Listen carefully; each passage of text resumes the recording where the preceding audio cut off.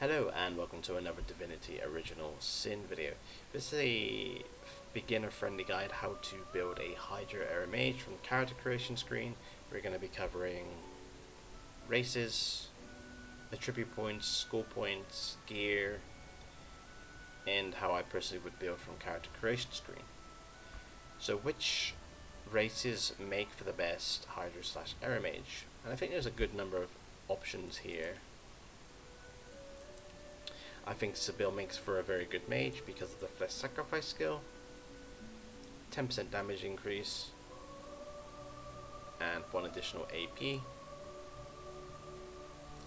I think Ifan and Losa make for good mages because of the ingenious talents, 5% critical chance and 10% critical multiplier. Beast can make for a very good Aero mage.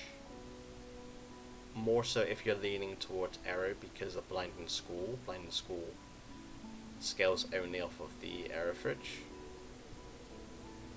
And level of course, but yeah. Thane makes for a good anything mostly because of the Time Warp being extremely powerful. And he also carries Ingenious talent too. Just for an example for this video, we're going to carry through with Losa though.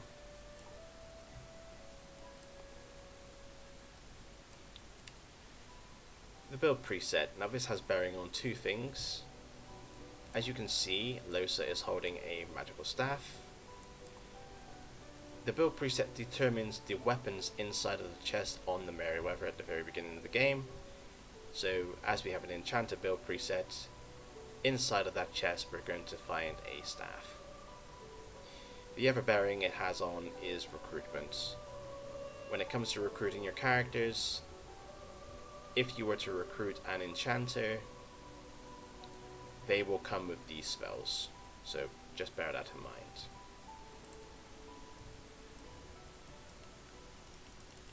When it comes to attributes, you will want to ignore strength and finesse altogether. Intelligence is going to be your place to increase your damage with your spells and your weapons. This will be what you maximize first. Constitution you're going to ignore because it's not very useful. Memory, you're going to be putting points into this because you do need a good number of spells with mages, though as a general rule of thumb you want to keep this at a minimum because putting points into memory you are taking points away from your intelligence. Wit is going to be your secondary max stats after you've maxed your intelligence, as it increases your critical chance. In terms of your combat abilities, the preset already has the best options, Hydra Surface and Aero Fridge. In terms of leveling through the game though, you can be flexible in your decision making when it comes to increasing your damage. Now, of course, you will want to put the odd point here and there to meet certain requirements for skills or talents. And then the rest is up to you. If you want a really strong Aero Fridge mage, but not too worried about the Hydro, you can put your points into Aero Fridge first. After you've maxed your Aero Fridge, you're probably going to be looking at putting points into Huntsman. If you want a stronger Hydra mage, but you don't care so much about Aero Fridge, you're going to put your points into Hydra Surface first, followed by Huntsman. However, if you want a split, so if you want your mage to be strong with Hydra and Aero Fridge spells, you're just going to put as many points required for the spells that you need into these schools, and you're going to increase the points into your Huntsman first. Reason being, on high ground you get plus 5% to all damage, so with one singular point you're increasing the damage of both schools. After you've maximized Huntsman, I would look at Scoundrel / Two-Hander. It all very much depends on how you want to build your mage. Do you want to be doing equal damage with them, or do you want to lean towards one or the other? In terms of gear, you'll be looking for intelligence and wit / critical. And the primary damage stats are Huntsman, Scoundrel, Hydra Surface, Aero Verge, two-handed. But two-handed is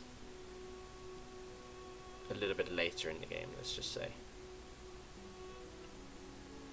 Civil ability I'm not going to get involved with, you choose what you wish.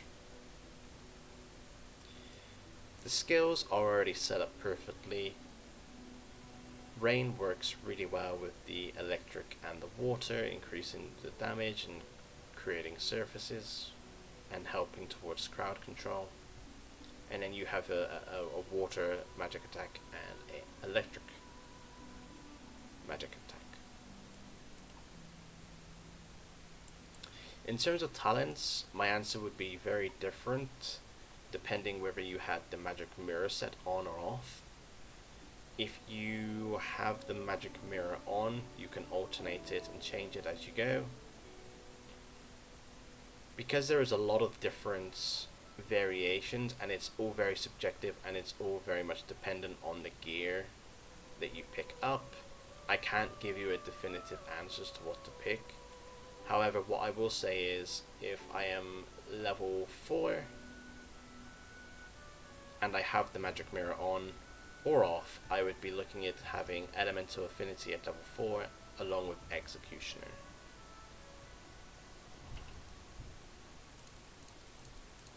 So there we have it, that concludes the video. Hope this brief guide was helpful for you, and thank you so much for watching. See you in the next one.